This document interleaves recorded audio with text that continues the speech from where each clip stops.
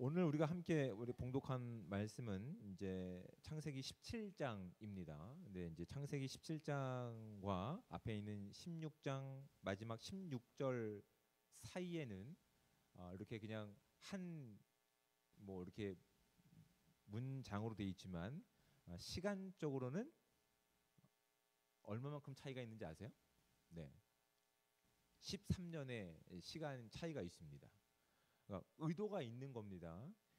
분명히 16장 16절에서는 아브라함이 86세라라고 이야기를 하고 17장 1절에서는 아브라함이 99세가 되었을 그 날짜를 그 시간을 분명히 언급하는 이유가 있다라는 것이죠. 왜 그럴까요? 왜 굳이 이런 시간적인 차이를 언급할까요? 모르시죠? 답은 본문에서 찾으셔야 됩니다. 그러니까 이제 16장에서는 어떤 일이 있었습니까? 16장에서는 여종인 하갈을 통해서 이스마엘을 그렇게 이제 출생하게 된 것이죠. 이스마엘을 낳게 된 경위는 어떻습니까? 네,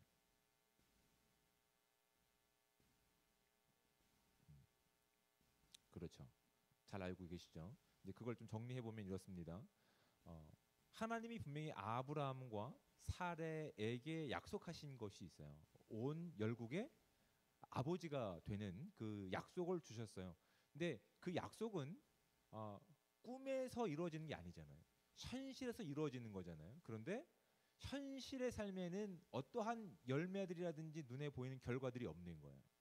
그러니까 아브라함은 그 당시 보편적인 문화권 가운데서 만약에 후사가 없으면 자녀들이 없으면 종을 통해서 또한 두 번째 아내를 통해서 자녀를 이어가는 것이 보편적인 생각이었기 때문에 우리가 정말 하나님의 뜻을 알지 못해서 그 방법을 찾지 못하는 것이 아닌가라고 하는 조급함이 있었던 거예요.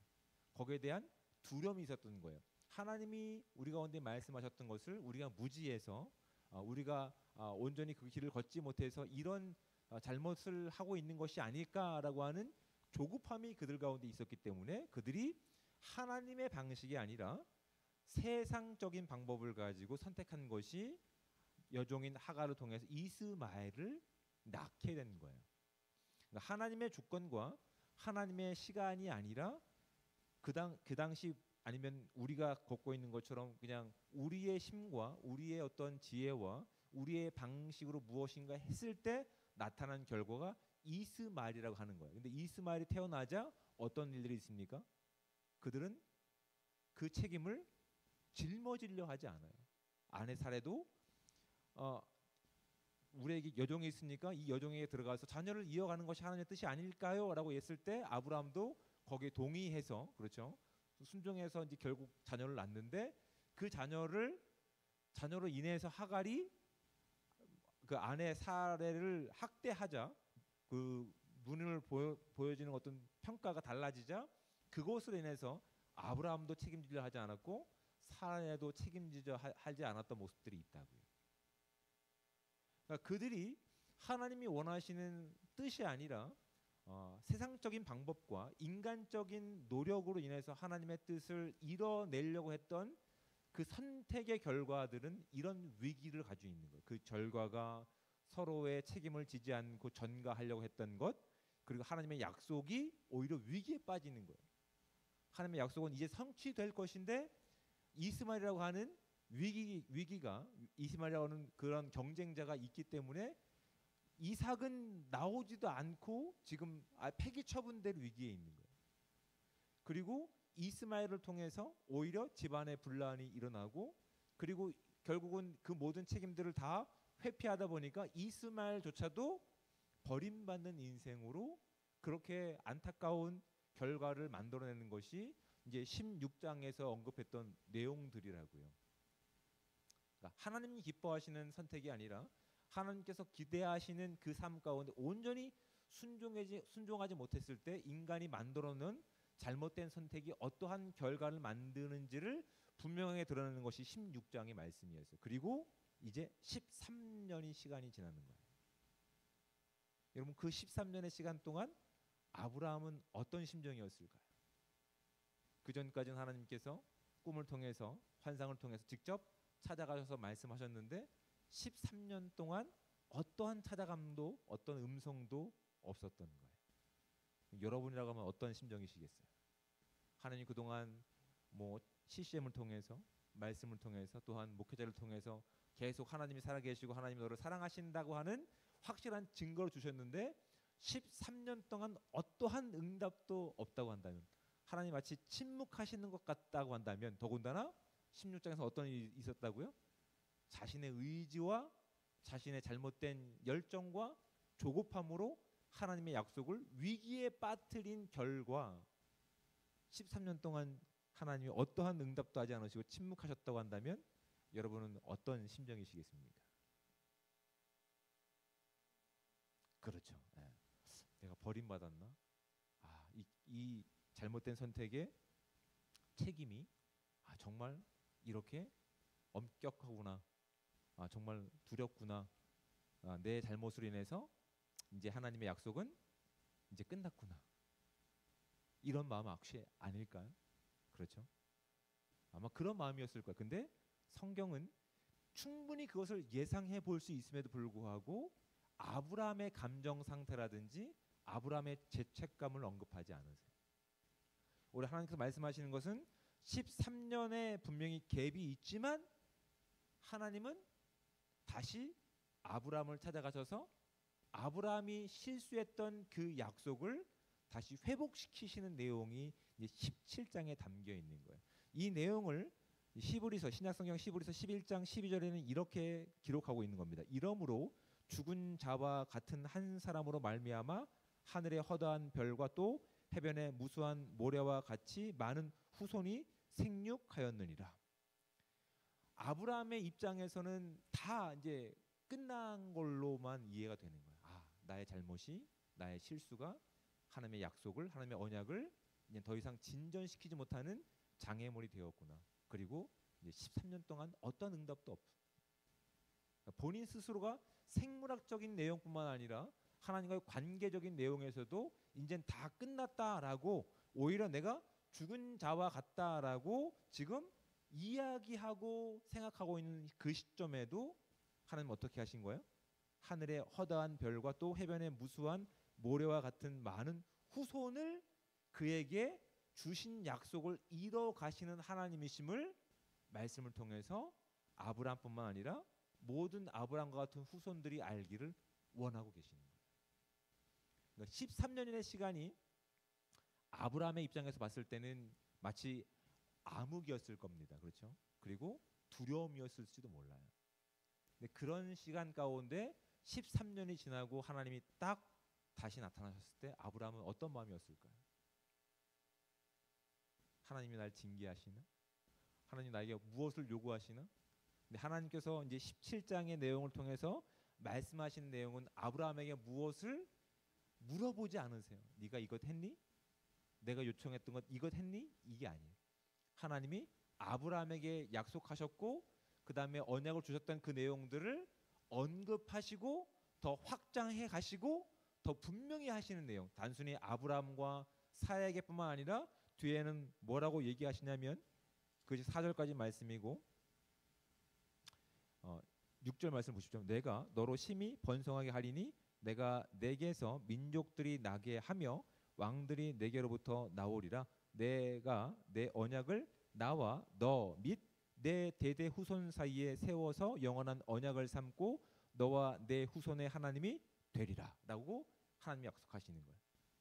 내가 너에게 약속했는데 너의 잘못과 너의 잘못된 판단에 있음에도 불구하고 나는 너를 한 번도 떠난 적이 없단다. 나의 약속은 너를 향해 내가 세웠던 나의 계획들은 하나도 변한 것이 없단다. 그래서 내가 너뿐만 아니라 이제 너 뒤에 있는 너의 후손에게도 이 언약들을 내가 지켜낼 것이다 라고 하나님이 아브라함에게 일방적으로 지금 이야기를 하고 계시는 거예요. 아브라함은 듣고만 있을 수밖에 없어요.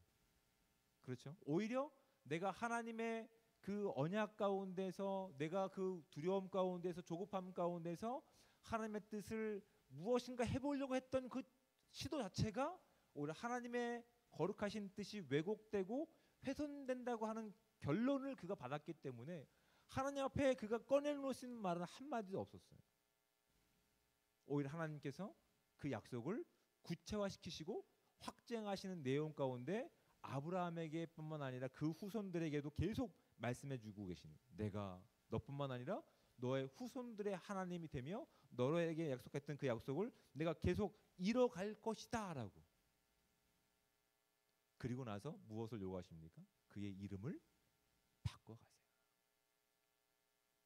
그 전에 이름이 아브라함이었는데 이제 그 이름을 아브라함으로 바꿔가십니다. 그리고 그에게 삶에 있어서 작은 흔적 하나를 남기세요. 우리가 잘 알고 있는 할례라고 하는 거예요. 여러분, 이 당시 할례가 우리 시대에도 물론 할례가 있습니다. 포경 수술로 알고 있죠. 남성 성기의 피부 끝을 잘라내는 거예요. 여러분, 이것이 무슨 신학적으로 엄청난 의미가 있는 것이 아니에요. 하나님은 우리 삶 가운데서 가장 작은 부분이에요. 하지만 분명하게 믿음을 가지고 순종할 어떤 것들을 요구하시는 거예요. 그 자리가 우리가 실수한 자리, 실패한 자리라 할지라도 하나님은 아브라함에게 약속하셨던 그 약속을 성실하게 이뤄가시는 하나님이심을 알게 하시기 위해서 그의 이름을 바꾸시고 또한 그의 인생 가운데서 아주 작은 삶의 온전한 순종을 요하는, 그가 할 수 있는 진짜 작은 것 하나를 요구하시는 거예요. 그것이 우리 인생 가운데 무엇이 있을지를 진작에 고민해 보시기 바랍니다. 하나님은 우리의 하나님 되셔서 때로 우리 가운데 아주 작은 것 가운데 하나 순종하기를, 그렇게 복종하기를 원하고 계세요. 근데 그 약속은 그냥 일방적인 약속으로 보이지만 그 약속 가운데는 엄청난 것들이 있는 거예요. 그것이 1절 말씀이 있는데 이렇게 얘기합니다. 나는 전능한 하나님이라. 지금 이 전능한이라고 하는 표현을 여기서 처음 쓰고 계시는 거예요. 불가능이 없는 거예요. 그러니까 우리의 한계와 우리의 실패와 우리의 절망과 우리의 좌절이 하나님이 하시고자 하는 일을 방해할 수 있다는 얘기일까요? 없다는 얘기일까요? 없다는 얘기예요. 그 절망 가운데 있는, 그 두려움 가운데 있는 지금 아브라함의 그 심리 상태를 너무나 잘 아셨던 하나님께서는 그에게 당신을 이렇게 소개하시는 거예요. 나는 전능한 하나님이다. 그 뒤에 말씀은 더 재밌습니다.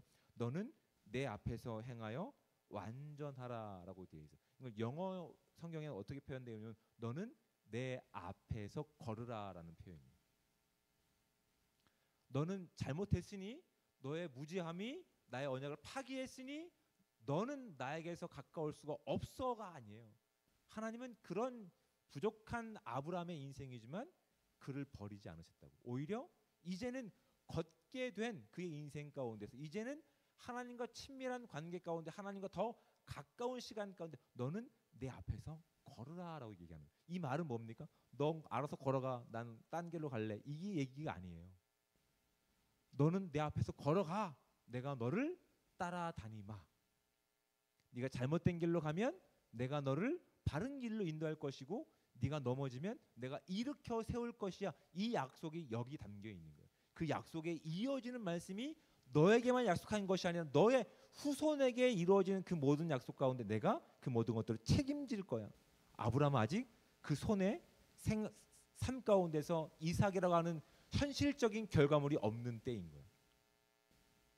근데 하나님께서는 그가 꿈꿀 수 없을 때에 하나님은 그에게 찾아오셔서 그의 꿈이 되어 주십니다. 그가 이룰 수 없을 때 하나님은 그에게 찾아가셔서 그의 힘이 되어 주십니다.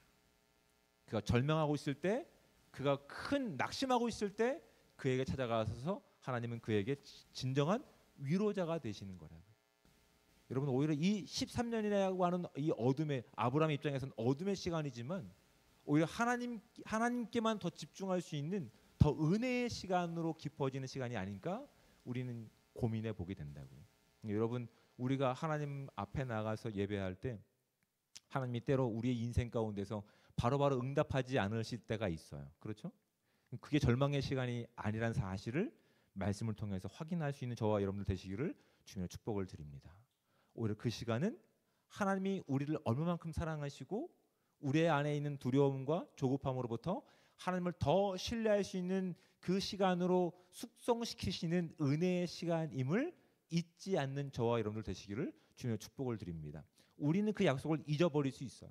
근데 하나님은 잊어버리지 않으셨어요. 그 13년이라고 하는 아브라함 입장에서는 참 답답하고 두려웠고 절망 가운데 있는 시간이지만 하나님은 가장 완벽한 시간에 그에게 찾아가셔서 하나님의 놀라우신 계획과 하나님의 일하심을 아브라함을 통해서 확인시켜 주고 계시는 거라고요. 그래서 하나님께서는 그에게 요청하시는 것이 오히려 그가 할 수 없는 일이죠. 네가 스스로 나 없이 민족을 만들어라가 아니에요. 그렇죠? 하나님이 1절 말씀 가운데 하신 말씀을 보세요. 내 앞에서 행하여 완전하라라고 돼 있어요. 이것이 어떤 의미냐면 너는 내 앞에 걸어서 내 앞으로 걸어가면서 내가 가지고 있는 거룩함을 너는 살아가라라고 하는 도전들인 거예요. 지금까지 그의 인생은 어떤 인생이었냐면 하나님과의 관계는 있었지만 하나님을 알고 있었지만 하나님의 주권과 하나님이 하시는 일이 아니라 자신의 방식과 자신의 노력으로 세상적인 방법으로 무엇인가 시도해 보려고 했던 인생이었다고요. 그렇죠? 아닌가요? 그게 16장이라 말씀이라니까요. 하나님께서 그에게 약속을 주셨어요. 그 약속을 이뤄가시는 시간 가운데 그는 무엇을 했어야 되냐면 하나님께 뜻을 구하고 하나님 내 인생 가운데 내 시간 가운데 무엇을 원하시는지 귀를 기울이고 거기에 한 걸음 한 걸음 순종했어야 된다고요. 그런데 그 인생은 자신이 무엇인가 이유를 만들고 자신이 무엇인가 그 이유에 대한 결과를 책임지는 그래서 넘어졌던 시간이 16장까지의 말씀이라고요. 자신이 주도권을 가지고 자신의 의지를 가지고 살아보려고 했던 그 발버둥의 시간 가운데 아니 그 마음 가운데 그런 마음이 있었어요. 내가 어리석음을 통해서 하나님의 약속과 언약을 내가 온전히 순종하지 못하는 건 아닌가? 나의 무지함 때문에 하나님이 기뻐하지 않으시는 건 아닌가라고 하는 두려움과 조급함이 그 인생을 잘못된 방향으로 이끌어 갔던 것이라고요. 그런 인생 가운데서 하나님이 다시 그에게 찾아가셔서 너는 내 앞에서 그 거룩함으로 살아가라고 하는 말도 안 되는 지금 그 명령을 하고 계시는 거예요. 너는 내 앞에 걸어서 그 거룩함과 그 완벽함을 살아가라. 이게 가능할까요?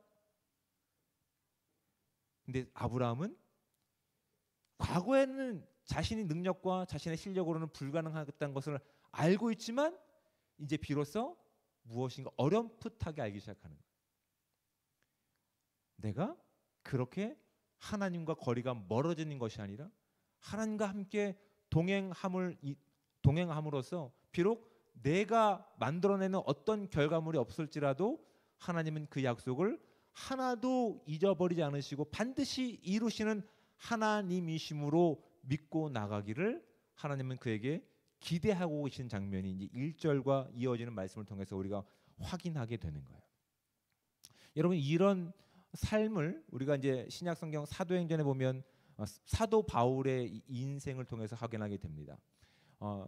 사도 바울이 하나님의 이제 그 보내심을 받은 사도가 되기 전에 그는 어떤 인생을 살았냐면 율법을 지키는 자였어요. 그렇죠? 율법을 지키는 자였어요. 그래서 그가 하나님을 사랑하기 때문에 하나님의 그 모든 계명이 담겨 있는 명령이 담겨 있는 율법을 온전히 지키지 않고 유대주의를 분산시키는 예수 그리스도를 따르는 자들을 학대하고 또 그들을 위협하고 죽이는 데 앞장섰던 인물 중에 한 사람이었다고요. 그렇죠? 엄밀히 말하면 그가 하나님을 싫어했나요? 그는 하나님을 사랑했어요. 하나님을 사랑한다고 스스로 자부했던 인생이었다고요. 그래서 하나님과의 관계보다 무엇에 힘쓴 거예요? 내가 하나님을 사랑하기 때문에 이걸 하겠어라고 스스로 자기를 증명하던 인생이었다고요. 그 결과 어떻게 이어집니까? 그는 예수 그리스도를 하나님으로 구원자로 고백하고 있는 스데반 집사를 죽이는 데 앞장섰던 인물이었다고. 그리고 뭐라고 얘기합니까? 그의 죽음을 당연하다라고 얘기하고 있는 거예요.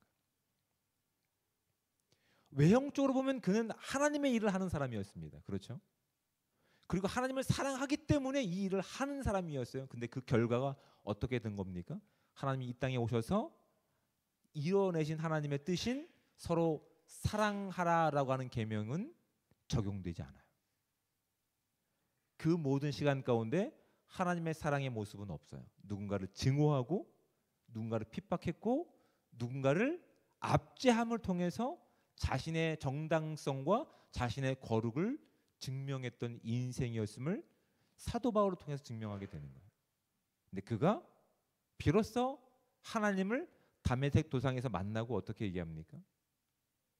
오히려 그는 자신의 어떤 무엇을 증명하는 것이 아니라 매를 맞는 일 가운데 어떤 옥에 갇히는 일을 통해서도 누구를 증거하고 자랑하는 인생이 됩니까?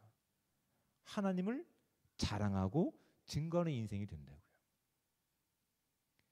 그 전까지는 자신을 증명하는 인생이었으며 자신의 정당성과 자신의 의로움을 주장하던 인생이었어요. 그런데 그가 하나님과 가까워지자, 그가 하나님과 동행하자, 하나님께서 아브라함에게 명령하셨던 것처럼 너는 내 앞에 서서 그 거룩함을 살아내라라고 하는 명령 가운데 하나님은 함께 하시는 시간 가운데서 이제 그 전까지의 그의 인생이 자신이 만들어낸 결과를 스스로 책임지던 인생에서 그의 인생이 의로운 자의 인생이 하나님이 책임지는 인생으로 바뀌어가는 과정 가운데 있음을 성경은 우리 가운데 보여주고 있다고요.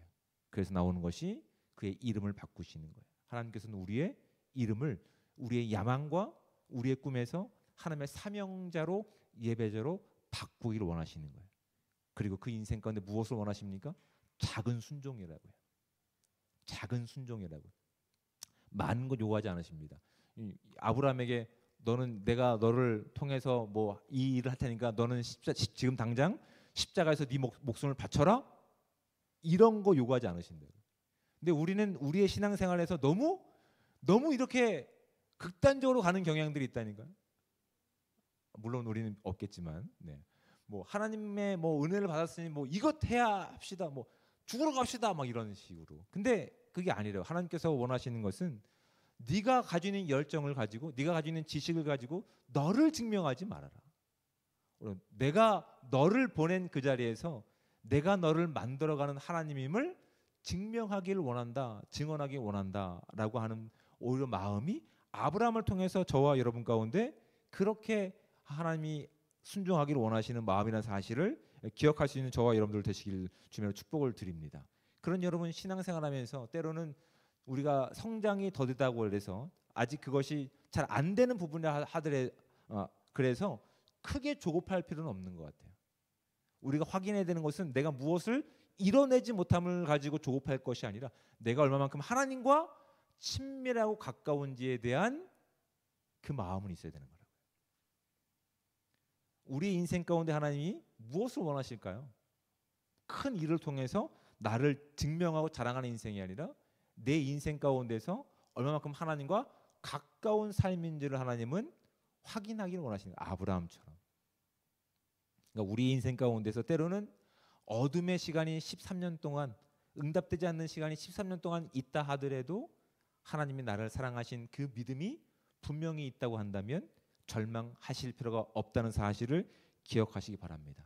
또는 내가 이렇게 큰 일을 하지 못하고 늘 절망과 좌절 가운데 있다 하더라도 그것으로 인해 두려워하는 것이 아니라 내가 내 시간 가운데 하나님을 얼마만큼 인정하고 얼마만큼 하나님과 함께하고 있는지에 대한 민감함이 저와 여러분 가운데 있기를 주님으로 축복을 드립니다. 그것이 우리가 어떤 일을 하는 것보단 더 크고 중요하다는 사실을 아브라함을 통해서 확인하게 되는 거라고요. 우리는 하나님을 잊을 수 있습니다. 하지만 하나님은 우리를 절대 잊지 않으시고 매 순간 우리와 함께 하시며 하나님이 우리에게, 아니 아브라함에게 약속하셨던 그 약속을 성실하게 지켜주신 하나님이심을 우리가 믿음을 통해서 확인하게 된다고요. 그 믿음을 가지고 동일하게 이제 히브리서 12장 2절 말씀 가운데는 이렇게 되어 있는 겁니다. 믿음의 주요 온전케 하시는 이를 바라보라라고 되어 있는 거예요. 우리는 우리의 결과물을 가지고 내가 하나님 이렇게 사랑합니다. 근데 이런 모습은 누구의 모습이라고요? 사도 바울이 사도로 부름을 받기 전의 모습이라고요. 내가 주님을 이렇게 사랑합니다. 그래서 내가 그 사랑을 가지고 이걸 증명합니다. 뭘 증명하는 겁니까? 내가 하나님과 얼마만큼 가까운지를 증명하는 것이 아니라고요. 하나님의 이름을 언급하고 있지만 나는 나를 증명하고 있는 거예요. 나의 열정과 나의 어떠한 그런 뭐랄까요? 그 업적을 자랑하는 인생이지 하나님이 나와 함께 하심을 가지고 내가 하나님을 자랑하는 인생이 아니었음을 사도 바울뿐만 아니라 아브라함을 통해서 확인하게 되는 거라고요.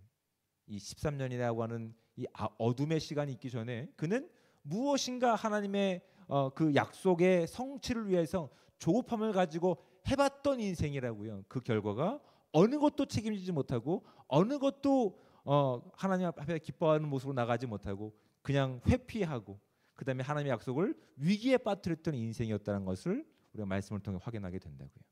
그러니까 여러분 청년의 때 수없이 많은 거짓된 진리들이 우리 가운데 침범하며 우리의 믿음을 도전할 겁니다. 그때 우리는 불안할 수 있습니다.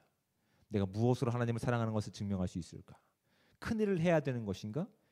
무엇인가 결단하고 해야 되는 것인가? 그 마음을 가지고 하나님 앞에 매달리는 시간이 있지만 아브라함처럼 하나님 좀처럼 응답하지 않는 어둠의 시간이 있을 수 있다는 사실을 기억하시기 바랍니다. 그런데 중요한 것은 무엇입니까? 그런 시간에도 하나님은 일하고 계시다고요. 하나님 우리를 절대 포기하지 않으시고 우리에게서 그 시선을 고정하시고 우리를 통해서 아브라함에게 주셨던 그 약속들을 이뤄가실 하나님이심을 묵묵히 잠잠히 보기를 기뻐하고 계시다고요. 그러니 우리가 우리 스스로를 증명하는 것이 아니라 하나님이 우리를 붙잡으신 그 믿음의 기준 가운데서 하나님 앞에 걸어가며 하나님과 더욱더 친밀한 더욱더 하나님과 가까운 시간을 통해서 하나님께서 기뻐하시는 삶을 살아갈 수 있는 복되고 귀한 삶 되시기를 주며 축복을 드립니다. 기도하겠습니다.